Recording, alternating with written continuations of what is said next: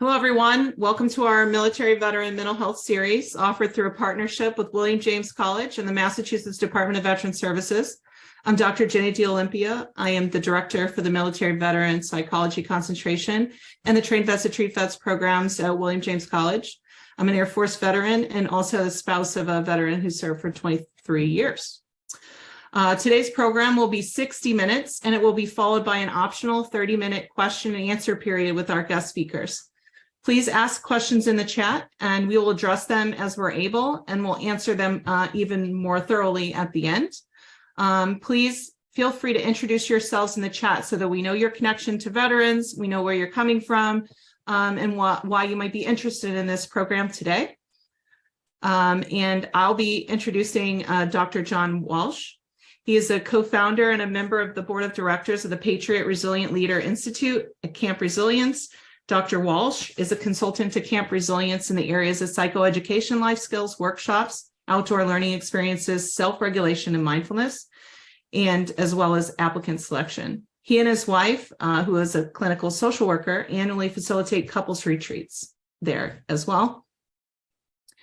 Dr. Walsh is a Vietnam era and a Cold War era Air Force combat veteran and a 1966 graduate of the United States Air Force Academy. Dr. Walsh received his MS degree from Illinois State University and a PsyD from the Graduate School of Applied and Professional Psychology, Rutgers. Both specializing in clinical psychology. He's a licensed clinical psychologist and was in private practice in New Hampshire's Lake region for 30 years, where he provided clinical psychology services to individuals, couples, seniors, veterans, and first responders. Before that, he held clinical and administrative positions in the Lakes Region Mental Health Center and New Hampshire Hospital. He's been an active participant in several professional and civic organizations. He grew up in Illinois, in Indiana, and lived in New Hampshire for 40 years. He currently resides in Southern California.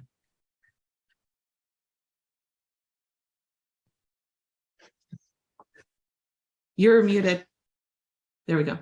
Okay. Hello, Patricia Matlock. I'm going to introduce Kurt.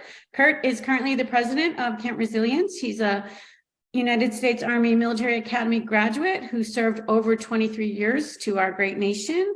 He also returned to serve on active duty after 9/11 and has some great experiences to share with everyone. He's really committed to helping our community, whether they're veterans or not, and he has worked as a professor at the local colleges.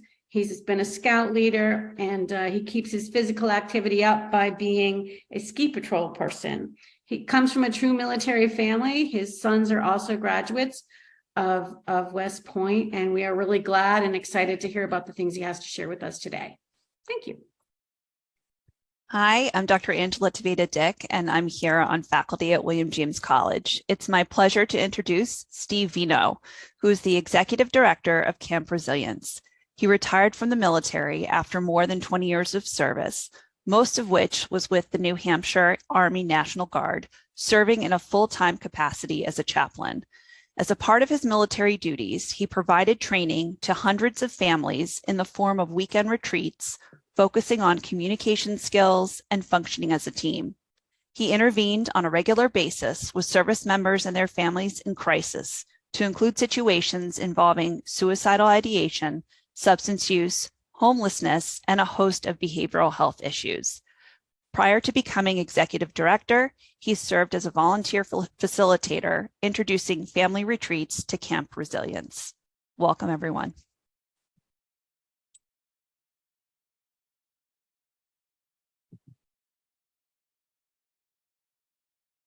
Okay, so I guess we'll start off the presentation with me.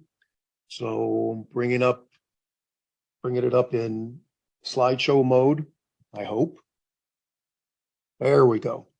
Okay, so if somebody can give me a verbal thumbs up that you can see the slides. Looks good. Okay. So again, I'm Kurt Weber. I'm the president of the board of directors of Camp Resilience, one of the founders. I'll start the presentation off with a short video clip that has pictures from and videos from the 100 Camp Resilience retreats we have run since 2014.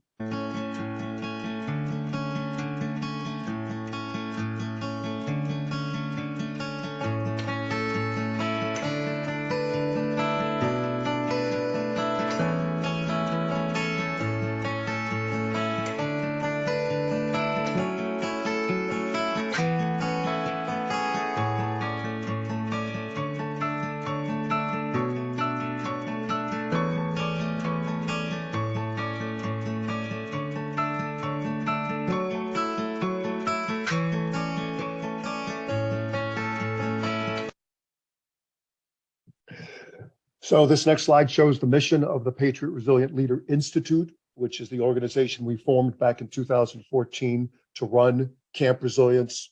And so we run therapeutic Camp Resilience retreats that combine facilitated peer-to-peer counseling and outdoor experiential learning to help military veterans, first responders, and their loved ones improve their physical, mental, and emotional well-being. This slide here, I'm sure probably most of the attendees to this seminar are aware of these statistics that we've gotten from the VA and other sources, but in the New England area, which is our primary area of service for Camp Resilience, you can see that there are a lot of veterans who are suffering from issues like post-traumatic stress disorder or depression, and also a lot of first responders who also have been exposed to traumatic events and have to deal with the issues like post-traumatic stress or depression that as a result of their service. So that's what we're trying to do at Camp Resilience. This slide here is kind of brief synopsis of what we do. So we offer 3 to 4 day retreats year round with sports activities based upon the season. For retreats that just are for veterans or first responders, we like to keep the groups between 6 to 12, which we have found works best from a group dynamics standpoint. For couples retreats or family retreats, will include more attendees. Some of the retreats are more general in nature and are focused on things like resiliency and wellness. And then other retreats have a specific focus like post-traumatic stress disorder, moral injury, military sexual trauma. And again, we also do couples retreats, family retreats, and we also do equine assisted learning retreats. After the retreats are over, we like to keep the groups intact virtually, and so we do that with a platform called Workplace that Steve will talk about a little bit later, so that the groups can continue to communicate and support each other after the retreats, and we can also keep in touch with them. And then the bottom bullet is particularly important. The retreats are 100% free for all the attendees and also for the facilitators who volunteer to come up and help us run some of the workshops. The only expense that we don't cover is transportation to and from Gilford, New Hampshire, where we run most of our retreats. And that's one of the reasons why our focus area is New England, because over the past 9 years and 100 retreats, we've seen that, for most folks, getting to Gilford, from New England is not an issue. They either drive here, they catch the bus up from South Station in Boston. We pick them up in our van in Concord, New Hampshire, that type of thing. We based our model on a white paper that was prepared for the chairman of the Joint Chiefs of Staff back in 2011 about community-based programs for veterans. And we got 2 nuggets out of that white paper. One of them stated that probably the most effective form of therapy for veterans is peer-to-peer counseling. You get veterans in groups with other veterans who they feel comfortable and safe with, and they have shared experiences and shared issues. That works very well. And then when you combine that with the outdoor experiential learning that challenges the participants, get us out of their comfort zone, that works very well. So that's what we based our model on. And over the past 9 years and 100 retreats, we have confirmed that model does work very well, not just for veterans, but also for first responders. So just moving on, a little bit more detail. So the facilitated peer-to-peer counseling workshops are typically facilitated by mental health professionals and are focused on topics like post-traumatic coping mechanisms for post-traumatic stress disorder, things like that. We also offer other life skills workshops that are not as clinical in nature, that would be just covering topics on things like mindfulness meditation, financial management, mindful eating, nutrition, things like that. And then the outdoor experiential learning are outdoor sports activities like hiking, skiing, snowshoeing, kayaking, sailing, those type of things. And just some statistics here. So we just wrapped up our 100th retreat since 2014 last weekend. And in those 100 retreats, we've served 940 veterans, first responders, and their loved ones. We do this at a reasonable cost. You can see that for the average cost per person last year for a 3 to 4 day retreat was $654. And we know, and John will discuss this a little bit, but from both our quantitative and qualitative measures, we know that the retreats are effective and have made a difference in the lives of the participants. And so I'm now going to be followed by John Walsh, who's going to talk about the schedule and some other things. Well, thank you, Kurt. One of the things I want to say right off the bat is that I'm very, very, very proud to be associated with this organization.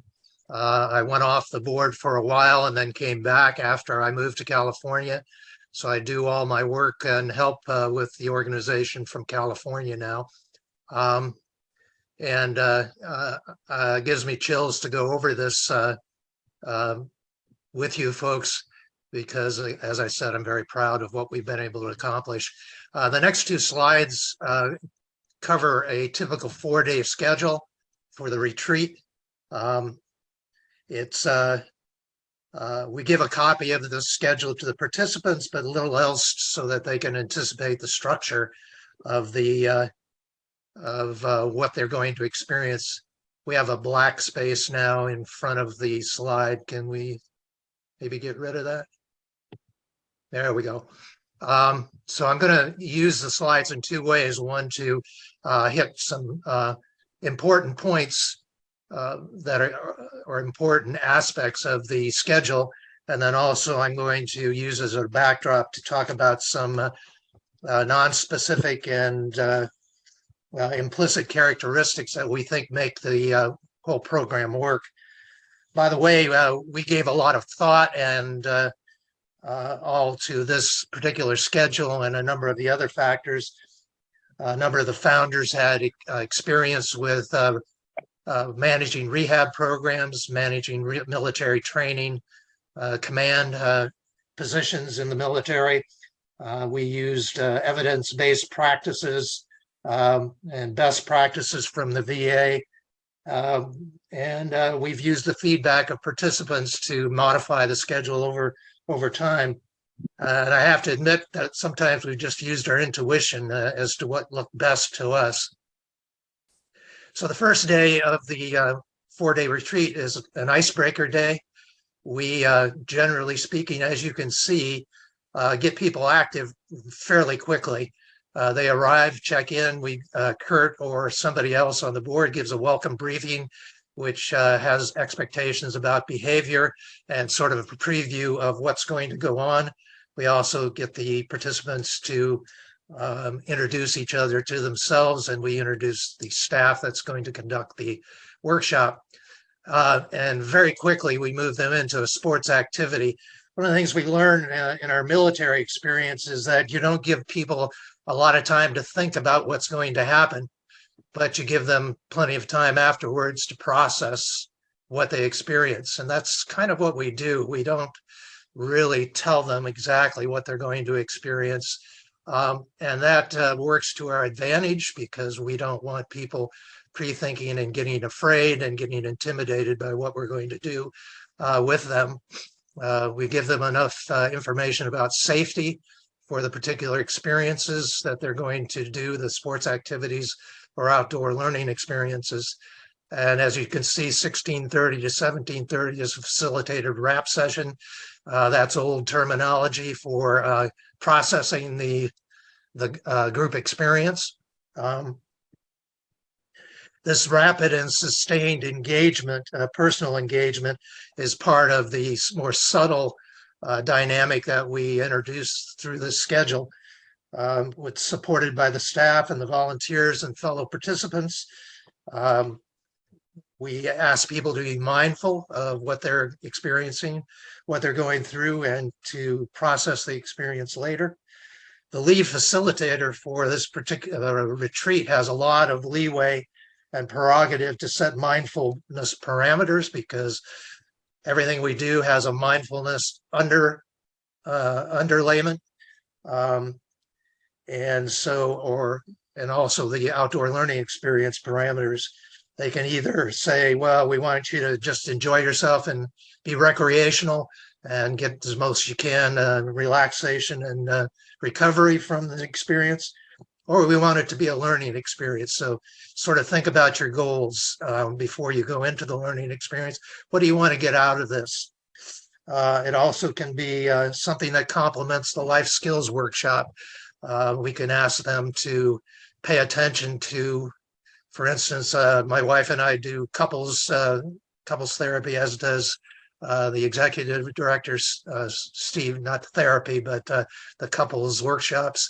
And what we ask them to do is, say on a sailing adventure, we ask them to sort of think about what's similar between sailing and a marriage. And I've used sailing as a metaphor for the marriage relationship a lot in my practice, and I think it's an effective one. They scratch their heads, but eventually I think they get it. So the facilitated wrap session then helps them process that experience. And some of them may have done this for the first time, kayaking or hiking in the Belknap Range, or sailing adventure, or snowshoeing. One of the memories I have of as a gentleman who attended the couples workshop, and he wouldn't talk, and his wife kept trying to get him to relax and sort of loosen up and all that. He got on a sailboat, and he'd never been on the water before.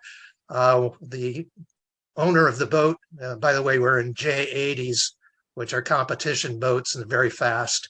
And the owner of the boat put him at the helm.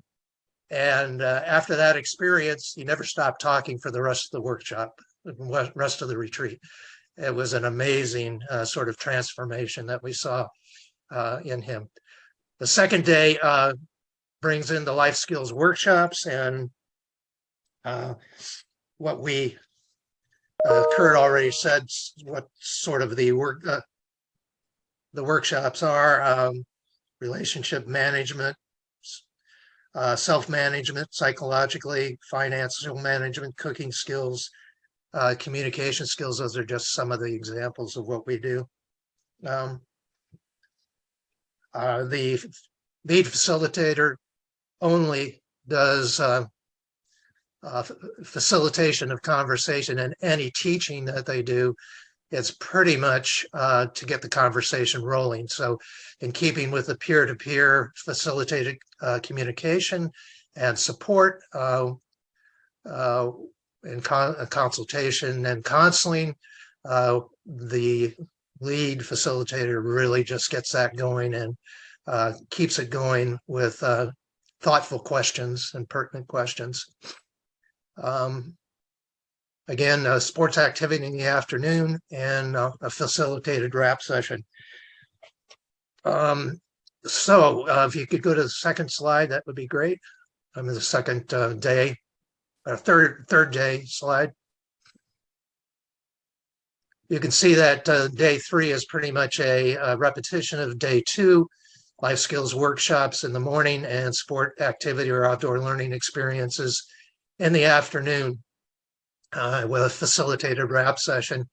And in the evening, we usually like to do something fun. One of the things that my wife and I have done in the past is a sort of an art therapy activity where people get to cut up magazines and various other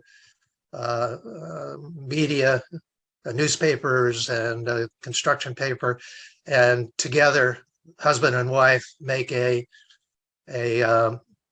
collage of what their marriage is like now and how they hope it to be, or how they're feeling about the workshop. We can do a number of different kinds of things. I also use the evening to do mindfulness meditation practice to help them continue their self-regulatory practices. My wife can also do relaxation therapy, various relaxation therapies. We also bring in a chair massage person for whoever would like that to sort of calm down from the day. Day 4 is kind of the checkout day, but we don't ease up on them. We do life skills workshop 5 and 6, and then an after action review with the participants and a farewell. One of the other things that these subtle or sort of implicit characteristics is interpersonal and group cohesiveness. We encourage the buddy system. We encourage group think. In other words, everybody reaches the goal, the group goal together. Nobody hikes faster than the slowest person. We give them a chance to have informal time where they have a natural urge to bond with other veterans and first responders. Everybody's a newbie in that kind of situation, and they get an opportunity to normalize their feelings and histories with each other. And the last sort of implicit thing I want to share with you, implicit characteristic in the design and structure, is mindfulness experiencing and meaning making, paying attention to your experience without evaluating, processing experience into something usable in the future, transfer of emotional learning and skills activities to post-retreat life. And as I said before, we're very flexible. Steve, if you'd like to tell your story about how we changed the structure midstream based on feedback from a group. Sure. There was one of our retreats, I believe it was in August, was last summer. There was the group of veterans that we were working with were engaging in an anger management class that was facilitated by the Red Cross resiliency workshop facilitator, and they were really getting a lot out of it. It was a wide age range, but the youngest veteran in the group, in his mid-30s, he was a fairly animated young man, and had a lot he was going through, and he just blurted out how much he was getting out of this particular workshop, and the group agreed. And he said he wished that it could continue after lunch. We were scheduled during that part of the retreat on that day to go biking in the afternoon, but the group just decided that they wanted to continue to do the life skills workshop around anger management, and so we pivoted. I went out, I talked to Kurt, and some of our other volunteers were getting the bikes ready, and they were very excited to go biking. And it was the first time we were adding biking to our retreats, and so I disappointed them in their activity, but they gladly, obviously, said, of course. I told them, look, this group is doing work and they want to keep working, and so that's what we did, and we continued that particular life skills workshop after lunch into the afternoon. Thank you, Steve. We also combined in at the end of whatever feedback we get in the after action review with the participants. We combine feedback from that into developing future retreats and schedules that are more meaningful and more productive for the individual participants. We can go to the next slide.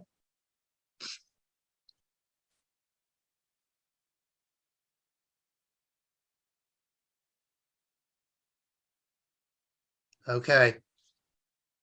Let's see. I think the next slide is the candidate screening. Could you back up one? Okay, let's go with the order that you have. Oh, there we go. What it says at the top is candidate screening and selection candidate screening and selection process. We've got a sort of a black bar that's blocking the title of this slide. This is one of the most important things we developed when we developed the program in the beginning.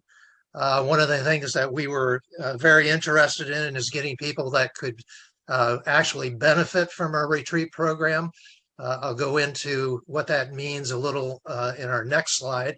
But for now, the screening process involves the following kinds of aspects. The online application, after sending out a lot of publicity and public relations and contacting our partners, we show in the flyer how a person might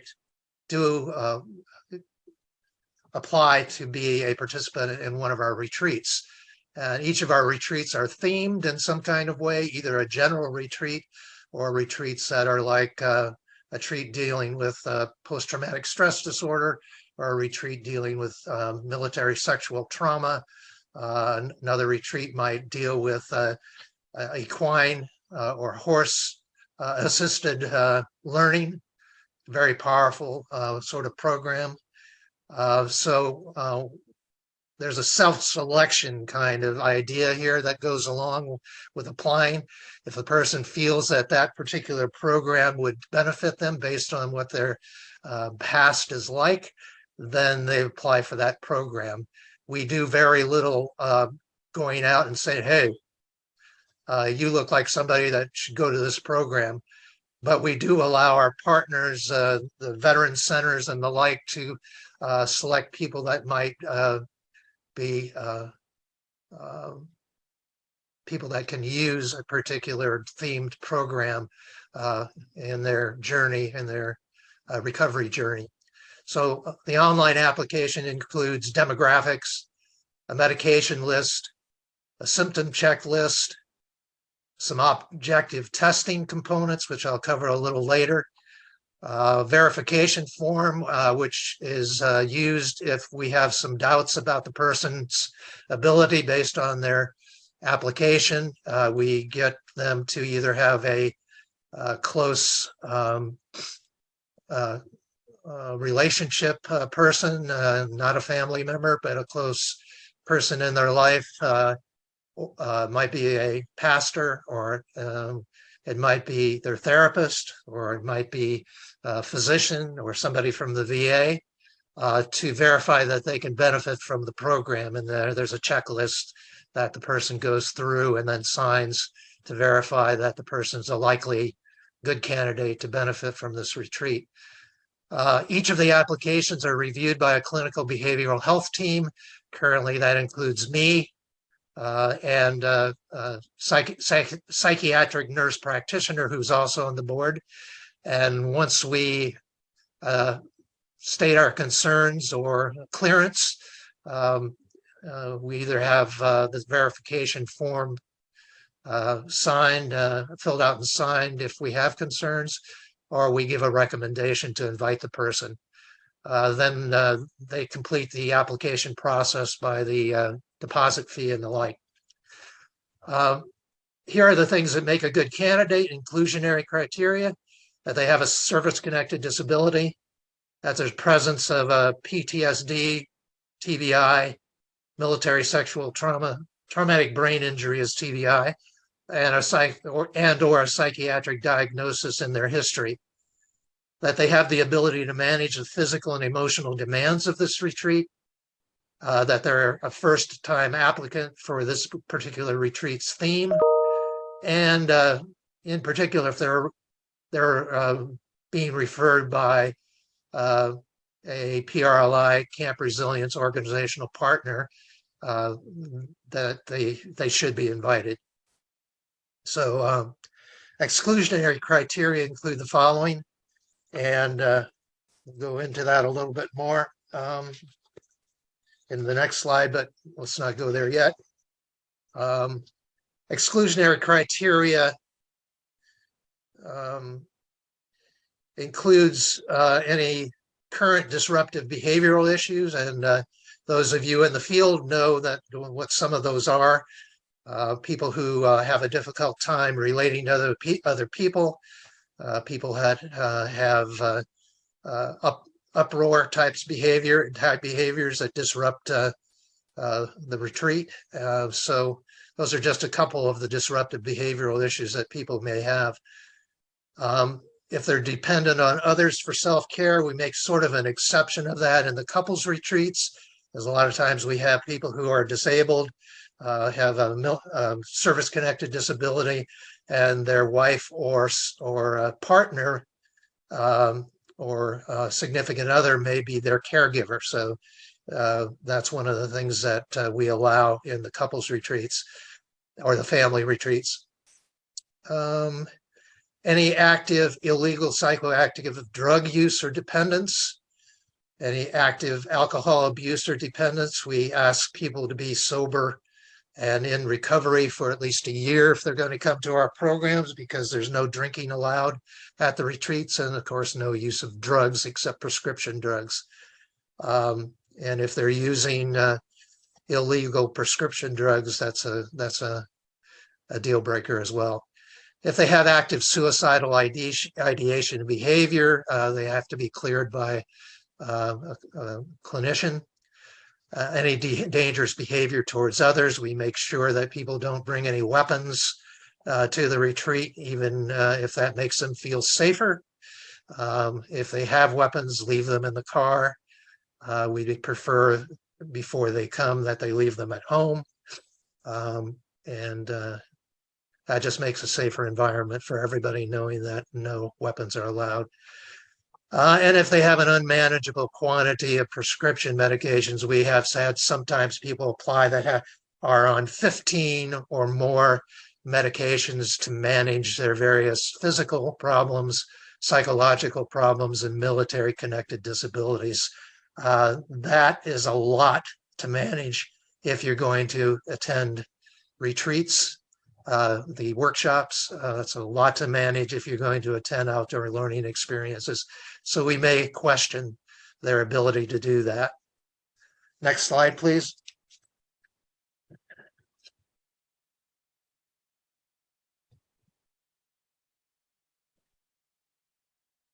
So let's see here. We missed the stages of trauma recovery.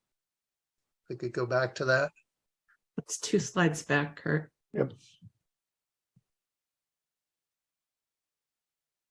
Here we go. The stages of trauma recovery are based on Judith Herman's 1992 publication called Trauma and Recovery, published by W.W. Norton.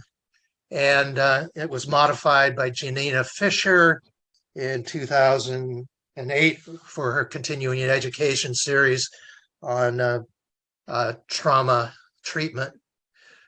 Stage 1 involves safety and stabilization, overcoming dysregulation.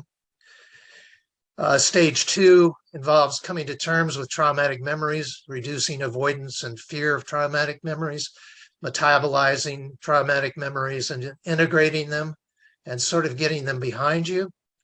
Stage 3 is integration of the traumatic memories and moving on, and a reconsolidation of life around a healthy present and a healed self. Generally speaking, our application procedure and our review by mental health clinicians tries to ensure that we have people coming who are in stage 3 recovery. And the reason for that is that they should be getting stage 1 and stage 2 from either group therapy or individual therapy, more intensive work, so that their traumatic memories aren't disruptive to their retreat experience. We're interested in helping people who have almost gotten over things like stage 1 and stage 2 and are able to do stage 3 without distractions from triggers, and well, if they have triggers, that they know how to manage them. If they're having active flashbacks and the like, that's pretty distracting, and it will interfere with their ability to get something out of the program. So stage 3 really allows post-traumatic stress and post-traumatic stress disorder to move to post-traumatic growth. And it allows people to keep rediscovering their own resiliency and moving forward with increased ability to be resilient in the future. So staying on this slide a minute. What if we're wrong about, we've done all our due diligence and really tried very hard to screen people and make sure that they're in stage 3 recovery? What if we're wrong after all of these attempts at evaluation and prevention? Well, we have in place emergency protocols to deal with people's flashbacks or falling apart or being triggered. And I'm not going to go into those in detail, but they involve use of the local behavioral health crisis and local crisis teams and local first responders, depending on what the seriousness of the crisis is. We're also pushing for all of our volunteers and staff members to be trained in psychological first aid and interventions with people who may be having a crisis, mental health crisis. Yeah. For those of you that are interested, we can share the proposed protocol for dealing with responding to PTSD, and flashback phenomena during PRLI sponsored events. I won't go into that in the interest of time today. So moving on to the next slide, program evaluation.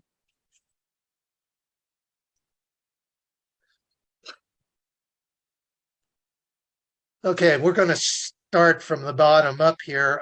This is a work in progress, and our efforts at doing this were interrupted during the pandemic, where we had fewer attendees and we had to cancel a number of retreats. We had retreats also virtually on the internet. That was very difficult for us to get the kind of information we needed from people to do program evaluation. But we're finding that program evaluation is an essential aspect of a program like ours. The funders demand it. They want to know that this thing works, and they want to know why in some respects. So we developed a partnership with New Hampshire, University of New Hampshire, Dr. Jessie Bennett. She's in the Recreation Management and Policy Department at UNH, and also with some of the mental health practitioners that are on the board and on the advisory board. We put together a committee to start looking at ways to do more objective and quantitative evaluation of our program. We have solid qualitative information and self-report data and anecdotal data. All of that looks good. Down at the bottom of the slide, we see results. We have the anecdotal data. We have the qualitative data. We think this program really works, and we think we know why, but we have to prove it in an acceptable manner to others, to our stakeholders and funders. Let's go over the elements again as we move up the slide. Life skills workshops, outdoor learning experience, peer-to-peer counseling, those are our essential elements. And running through as a base plate for all of these is mindfulness and reinforcement of self-regulatory skills. Our mission, briefly stated, is improving military, veteran, and first responder resilience and well-being. Our values are resilience, connection, service, and self-improvement. And we hope that people have those kinds of things improved when they leave. Our goal is to use appropriate valid measurement tools to assess qualitative and quantitative and objective gains attributable to attendance at a Camp Resilience retreat. We want behavioral and attitude change, intentional change, activity level change, socialization change, hopefulness change, and on and on. For those of you that don't know what the resilience, connection, and service and self-improvement values involve, I can quickly go through those. In resilience, participants become equipped with personal wellness skills to support and increase mental, emotional, physical, and spiritual well-being. Connection, participants build lasting relationships to support an increased sense of community, camaraderie, and well-being. Service, participants learn how to contribute effectively to their families, peers, and community. Self-improvement, participants develop goals based on their new experiences and implement at least one goal into their daily lives. So the project for this team that we put together was to find objective measures of resilience, connection, service, and self-improvement. We think we've been successful with that, and we've put in place a pilot study to see if what we've chosen as those measures actually work. One of the most controversial measures that we have to think about is having a significant other in the person's life actually do an observation scale to assess any observable change in their partner or in the person that they're evaluating. As you can see, or as you could probably tell, that's a very controversial thing to do. We don't want military veterans and first responders thinking that somebody's watching them all the time, because that could be a trigger for PTS and PTSD experiences. So I hope I've given you some sense of what we've learned from our experiences, why we do what we do, and why we think some things work. We'll cover some more of what we've learned later on. Now I'll turn it back over to Kurt and finish up the slides for this presentation. Thank you. So actually, John, I think I'll jump in front of Kurt if I could. The introduction to this program, Dr. Olympia shared that we're happy to take questions. I've been monitoring the chat. I haven't seen any questions arise. Please feel free to dump them in there. We'll pay attention, and we will stay after the top of the hour to continue to the discussion if anybody is interested. As I have been looking at the chat, I am certainly gratified to see the experience that is in our virtual room here today from those that shared, and of course there's many others besides that. You bring a ton of experience, and I'm sure that as you've heard Kurt and Dr. Walsh, and now as I continue to talk about our program, I'm sure that people that you work with, and as some of you have shared, family members, they're coming to mind. And so I hope as you're thinking specifically rather than just abstractly about what we're doing here, it can just create some kind of thoughts that if you're happy to share with us, we'd be happy to hear them on how you think this might be effective for the folks that you work with. We certainly have found it to be effective in our experience. So the slide we're looking at here has to do with the folks that have made this happen. As you can imagine, and all of you coming from your different settings of clinical work and otherwise, the stuff that we're talking about here doesn't just happen by accident, and it certainly was the result of a lot of work at the grassroots level by folks initially in the Gilford, New Hampshire area, veterans and other community members that are close to or concerned about veterans, and we've expanded into the first responder community. And you can see there the board of directors, board of advisors, the wealth of experience that is represented there. These folks, starting back in 2014, actually, the genesis of this was a year prior to that. An amazing array of expertise was gathered together to make this happen. And then volunteers have been the backbone of the program. As has been mentioned, the facilitators that teach our life skills workshops, many of them come from the VA and VA programs, vet centers, but other clinicians as well. I've mentioned the Red Cross.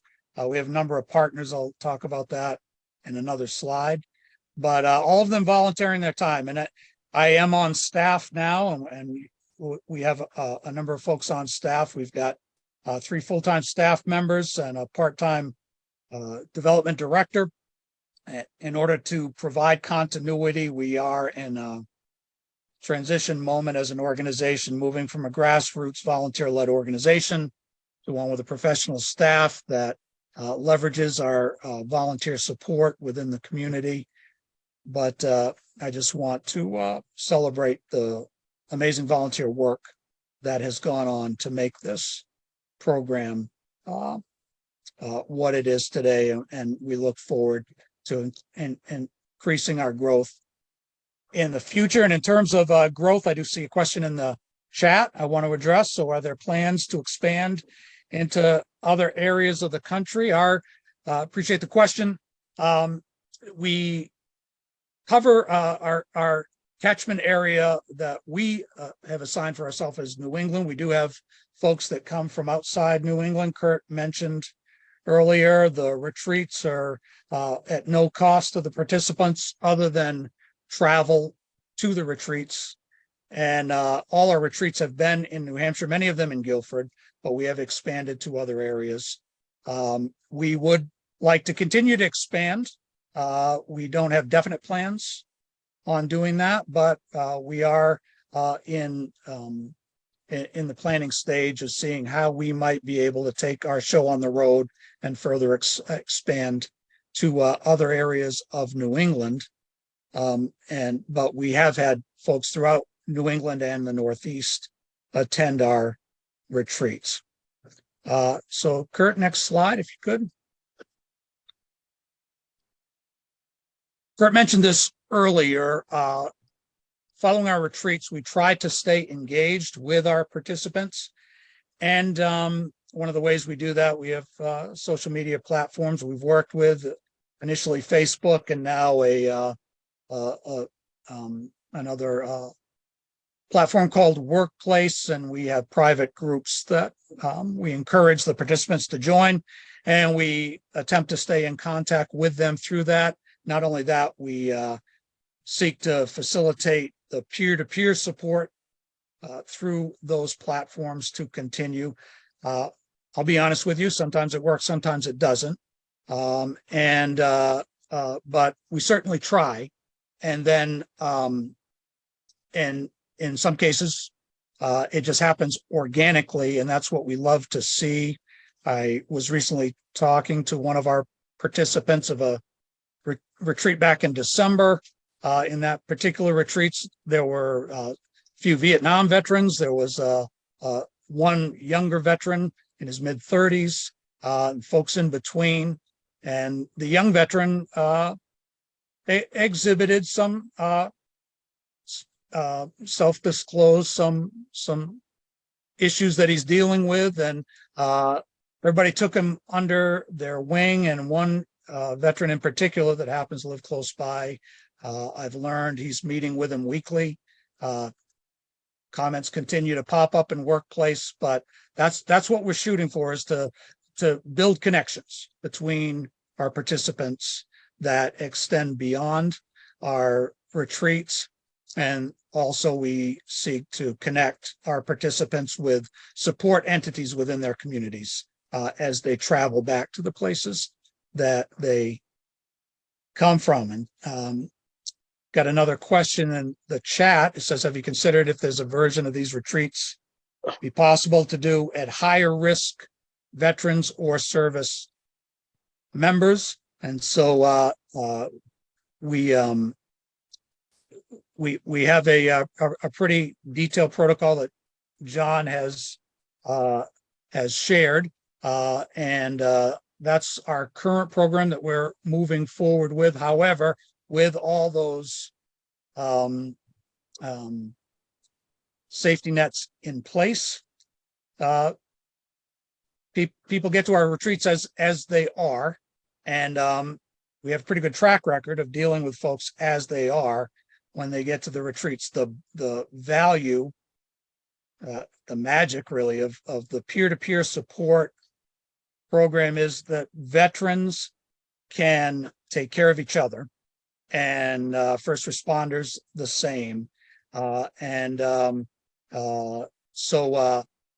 we're kind of working with the model that we have. If there are folks that are referred to us, perhaps that there are concerns about, we're happy to listen to those and on a case-by-case basis make some exceptions based on the makeup of the group. So thank you for that question.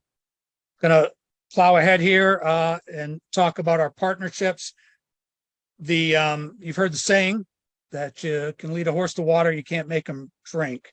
Our problem is not so much getting them to drink. We find that when folks get to our retreats, even if it takes a day or two, they open up. We have to get the horse to water, and so we need partners. We've got a number. You have them listed there that refer folks to us. We hope now by you attending this training that you'll become our friends and you'll become our partners that will refer people to us. We have a program that we believe works, and we need to get people to our programs, and these and many others are folks that we work with that get folks to our retreats. If you can go to the next slide, Kurt. So this is a few testimonies of customers, of participants. I'd ask that you turn your volume way up. It's a little soft. First is a sort of a case study in her own words.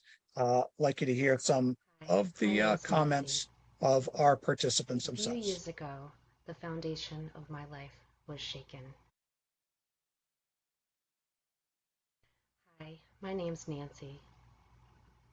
A few years ago, the foundation of my life was shaken. The extreme stress I was under created an avenue for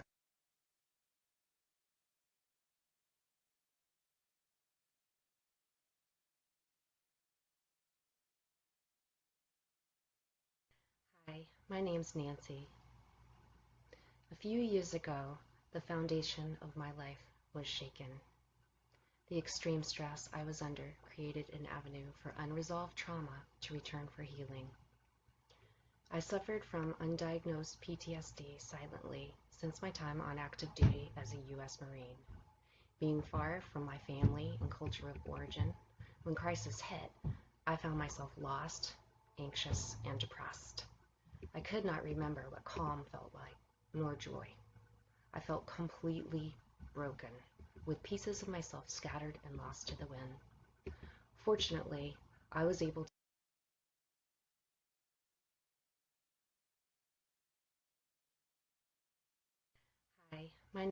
to connect with allowed me resilience, or not as quickly anyways. The retreats allowed me space and time to get away in a safe, comfortable space to connect with other veterans who are really the only people who can understand military life and how it changes you to your core. I was then able to begin the long process of allowing my body and my mind to relax and begin to heal. There were workshops offered that focused on skills of self-care and practical things like employment resources. Being with the same group of people in close quarters, sharing meals and stories of struggles, enabled us to practice communicating and offering support to each other. I had developed extreme social anxiety, so that was huge for me. Talking with others off the cuff was very difficult at first. I pushed past my comfort zone to do activities like kayaking, skiing, and wall climbing. Just riding in a van where someone else was in control and there was no way out was very triggering for me. So that provided a chance to practice self-calming techniques that I had learned. I had suffered physical manifestations of stress that prevented me from doing things that I enjoyed in years past. So the outings were especially healing for me. Isolation can be tough, and for veterans especially, finding ways to connect with others who can understand is difficult. We are so fortunate to have Camp Resilience here in New Hampshire to be a beacon of light and hope. I really didn't know what I'd get out of Camp Resilience when I came here. I also want to believe that all the people that are running Camp Resilience want to help people, and they want people to get better, and they don't want veterans to feel like crap.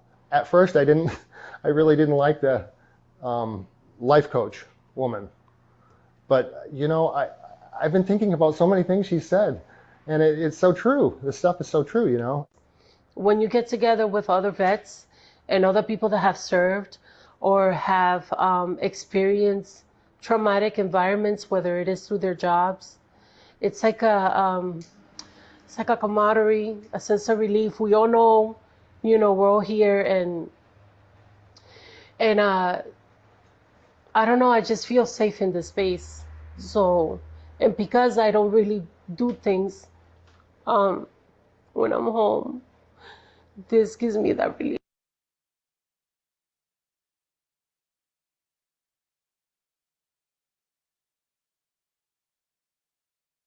So it looks like we've run out of time, and so it's probably a good time to end. I think I'll pitch it back to Jenny to let her close us out. Thank you. Thanks everyone for joining us today. We will hang around here for a little bit to answer any questions you may have. I did post in the chat the Camp Resilience retreat site. If you want to check it out and see what retreats are coming up, we are doing one in partnership with them, with our William James College students.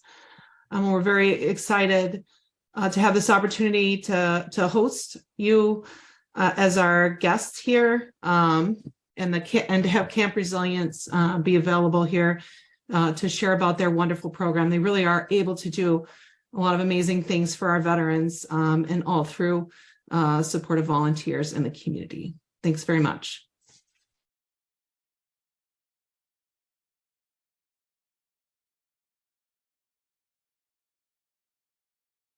To my fellow presenters, I'm sorry I'm long-winded, so we didn't finish our slides, but we got to the testimonials, which were probably a good ending. Could we go to the slide that has the what have we learned so far? Because I think that was one of the things we advertised we're going to do. Great. For those of you that are still around, there was a question about how do you become a facilitator? That would be a contact with Steve, the executive director, and going through a training program. If you're independent of our organization, you're also welcome to come to Camp Resilience as a participant and see what it's like from the inside out, and then decide whether you'd like to help with facilitating in the future. Present a syllabus of your program that you would like to do, and the operations and programming team will come to a decision about whether you could fit into a particular retreat in the future.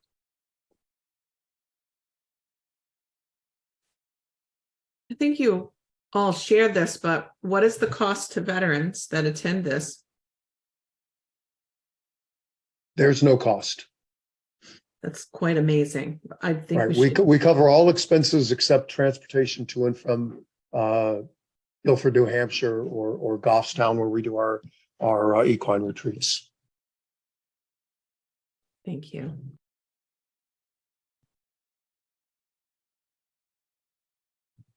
Do we want to cover some of these, what we've learned so far? While other people are formulating questions.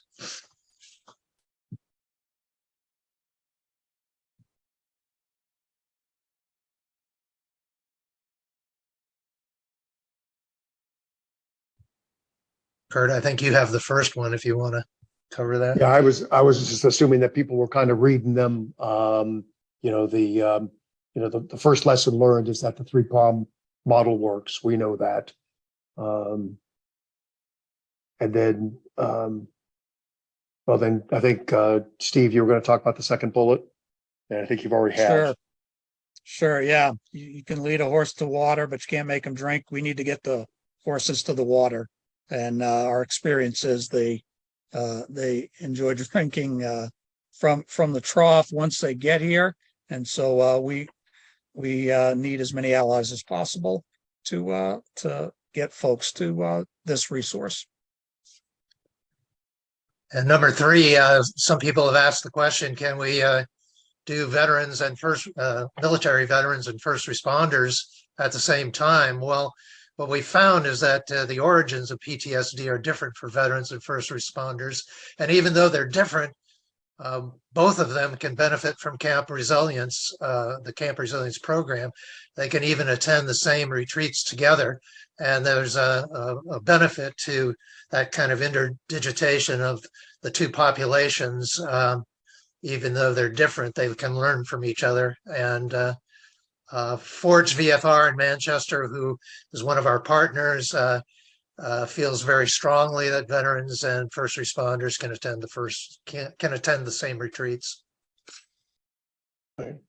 And then the last bullet, we will want to have volunteers involved with our Camp Resilience retreats for 2 reasons. One, it helps reduce costs, but more importantly, having volunteers participate in the sports activities sends an important message to the participants that their fellow citizens appreciate their service, and the participants notice this. So that's pretty important. I want to just add one thought I had too, is that what's really amazing about what you guys do is that you bring in veterans who need, who maybe need a little extra support, and then you have veterans who can offer it on the support side. Not only sometimes as presenters, but also as support for for all of your different physical activities and sports.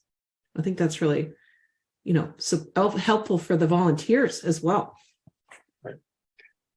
And this last slide is a poem that was written by one of the veterans who attended a retreat a number of years ago. And so if people want to, it's pretty powerful. And we can open it up to questions while people take a look at the poem.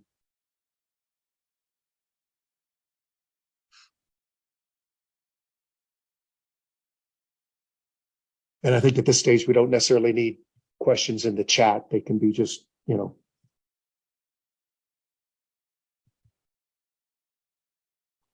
I was going to answer the question about or have we considered, or do we have a plan for moving this program to other parts of the country? I wanted to answer the second part of that question, and that being in the development of an organization, dissemination of a program is usually the last thing that you do. You have to have all your ducks in a row, and you have to have everything in a manual in order to make it reproducible somewhere. Kurt expected me to put a program together out here in California, and I found that California is a very different place than New England, and the way they do programs out here is a very different kind of thing. I did not have the kind of support that I would have needed to put that program together like we have had in New England. I mean, I think the kind of support to put this program together has been just amazing. It's been miraculous, as a matter of fact. And Kurt's leadership has been astonishing, how much energy he's put into the program and to put these various elements together, and to rely on these very capable people in the various parts of the organization to continue on putting it together. So someday I think we'll have a manual that we can disseminate and say, maybe even sell it to get money for the program.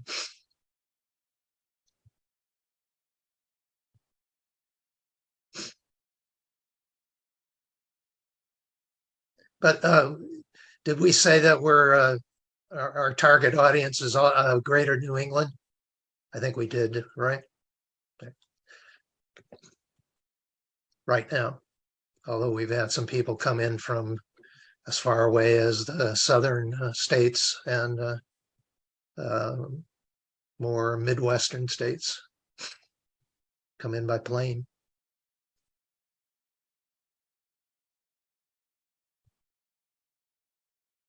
Can I butt in for a second? It's Fran, and I'm the art therapist, and I've volunteered on 2 Camp Resilience retreats, and one of them was the songwriting one, and I just wanted to really say how important the expressive arts therapies are during these retreats. The songwriting retreat had about 8 participants, and 2 songwriters came up from Nashville, I think, split the group in half, and one half was all women and the other half, I think, was all men. It just kind of worked out that way. And over a couple of days, the group told their stories, not just their trauma stories, but the difficulty stories. And these 2 songwriters turned those stories into 2 of the most powerful songs I've ever heard in my life. It was amazing. And I know they're recorded somewhere. And then my art experience with the 2 groups, one was at the Courier Museum of Art, and it was such a joy to have expensive art materials that really lent themselves to expression, not like, here's crappy scissors and some paper. They gave us their best. And then most recently in the fall, I did one up in Gilford, and I brought my electric bike because I wanted to be a good sport and go in on the long bike ride they were doing, but I wasn't sure of my stamina. So I said, well, I can pedal half the way.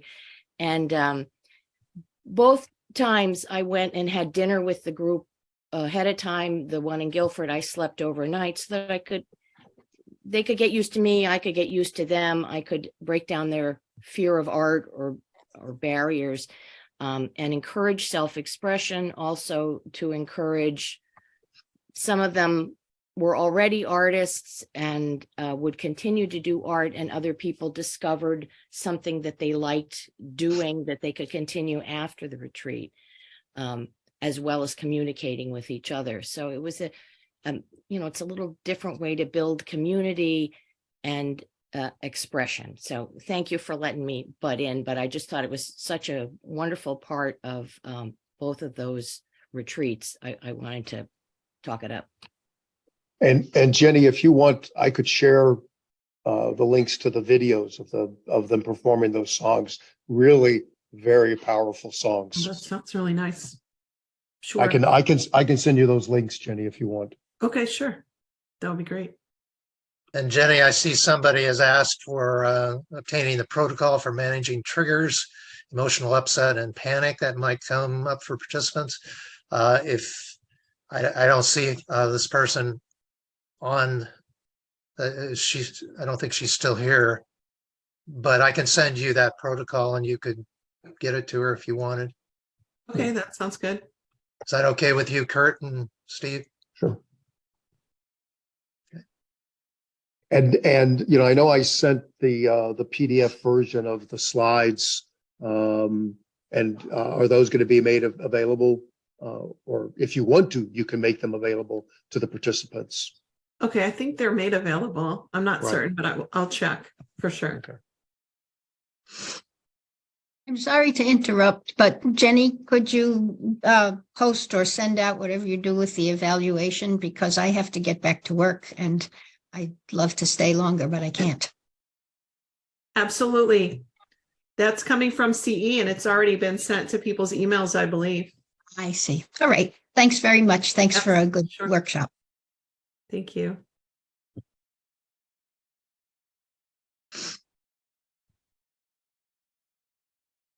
Great. I think that might be the max of our questions. But we really appreciate y'all coming out here, and I guess you didn't come out here, but we showed up all virtually to have a discussion with the community about your program. I hope it brings you some, participants or some support in some way. And we're really excited about the partnership, getting started on a weekend to support, to bring in our students to do this. They're really excited about it. So thanks for. We're excited to have you folks up here, and thank you very much for this opportunity. And it's been great to be able to brag on our program a little bit in front of this great group, and happy to have questions sent our way, and certainly happy to have participants sent our way as well. So thank you for the opportunity.